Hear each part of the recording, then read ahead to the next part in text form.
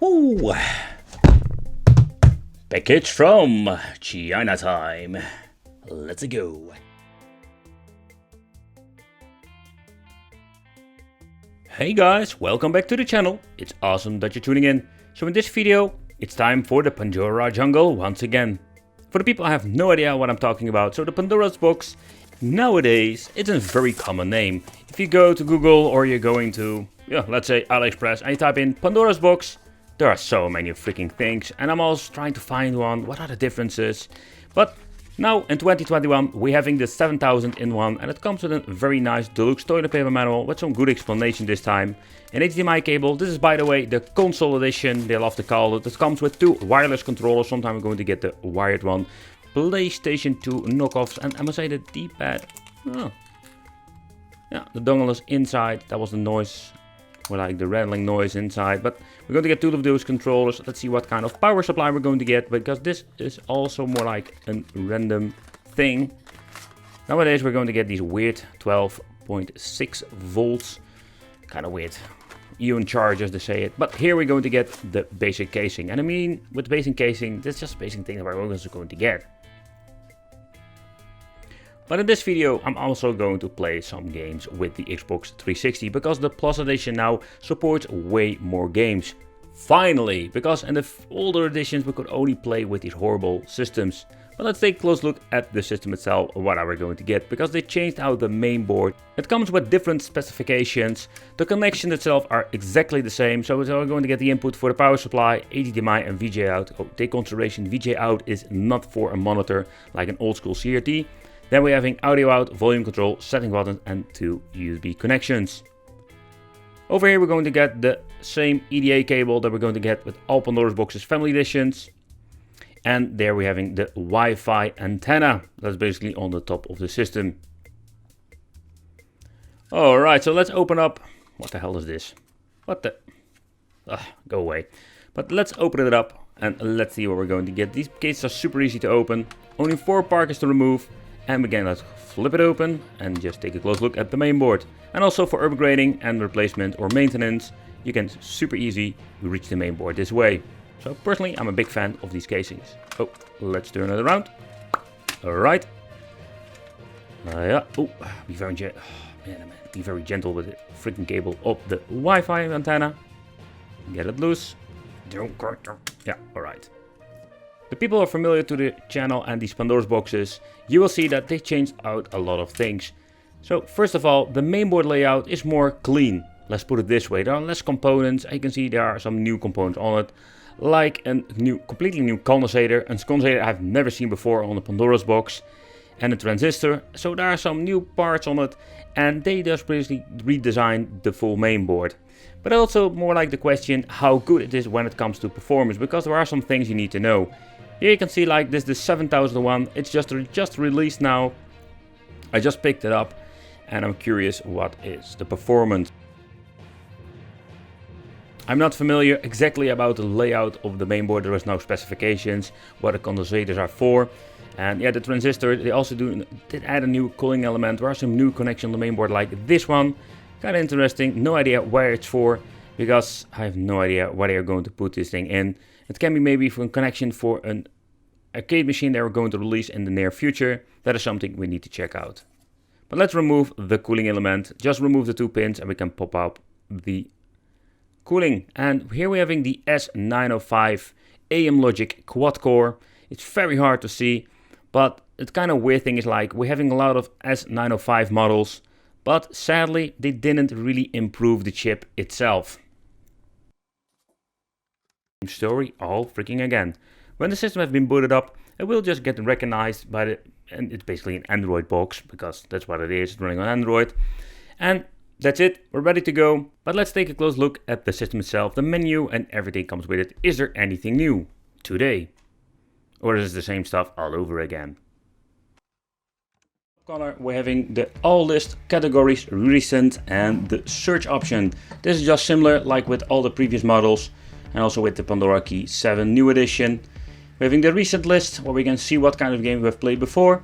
The list will be wiped out after a couple of titles, and of course we're having the search option, and that is what we're really going to need because it's just one big nightmare when it comes to searching games through the one big gigantic list. When powering on, this is the menu that you're going to get, and for the people who are familiar with the Pandora family or the Pandora jungle, yep, you can see that the menu is exactly the same like the previous model, the Pandora Game 3D. So in the end they are calling this the Pandora Game 3D Plus, and I'm guessing, I will going to do a teardown later on this video, that it will be the same specifications, so in the end we're going to get the same performance. But okay, let's talk about the menu. What are we going to get with this for the people who are new to the product? Well, let's take a close look at the settings menu, and sadly they didn't change out a lot over here, and no, we don't have aspect ratio with the original software. As you can see, we're in the EO tester and all the similar things with the previous models. Gamepad settings, where you can change out which joystick will be for what. Gamepad utility wizard, but this is something we don't going to use. We're having the coin settings, that is only usable when you're going to put this mainboard in the arcade machine. And the image optimization. And we're only having the HD and the scanline filter. Last up, we're having the Wi-Fi. And of course that was special with this new version because previous model didn't have the Wi-Fi. Now we're having also the Naughty Store that we can use through the Wi-Fi where you can download games. Yep, and that is pretty damn naughty.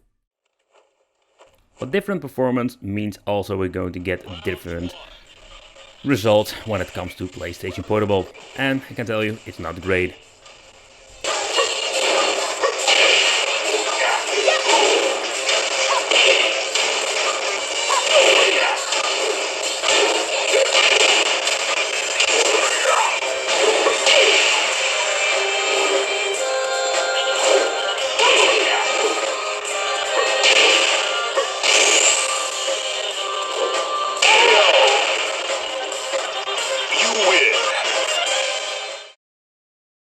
The same applies to the Dead Alive with Redream Emulator.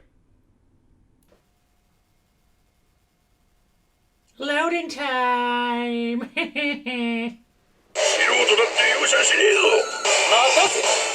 ready, fight!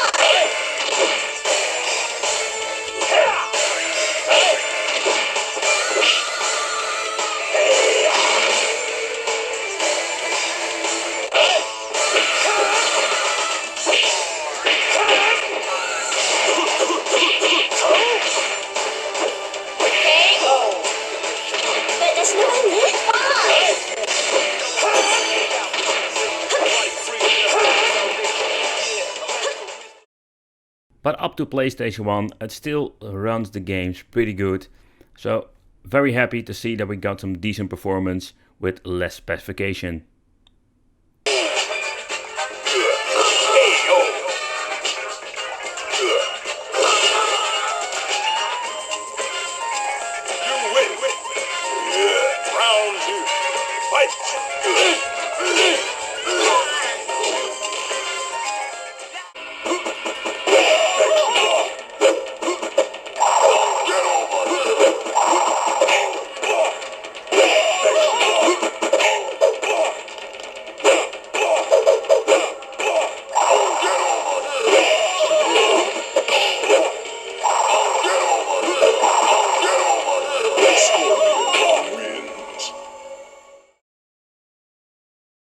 The same works with MAME. It seems to be running just fine. Also with Mortal Kombat 1, there's of course the benchmark for MAME. No, it doesn't run Killer Instinct, just want to say it. You need a different system for that.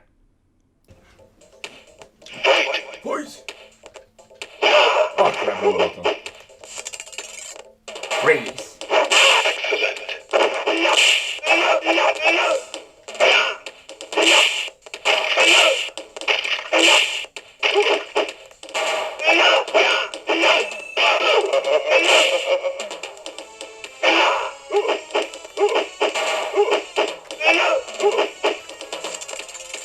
Smell my feet! Sub-Zero win. I did notice that this game doesn't run that great, and I have played it on many different systems, and most time I didn't have any issues whatsoever.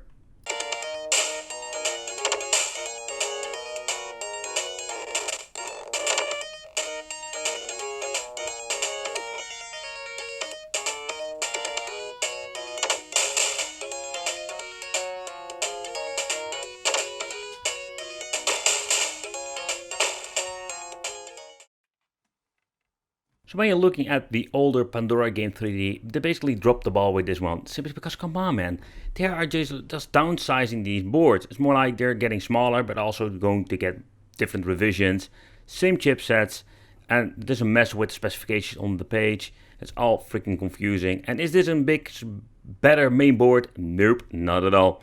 So the performance, in my opinion, on the older one like PSP was better than this. I want to thank you for watching. Consider subscribing, hit the bell, become one of the Wicked family, and join the Pandora jungle sometimes when I have a new product. And I will see you in the next video.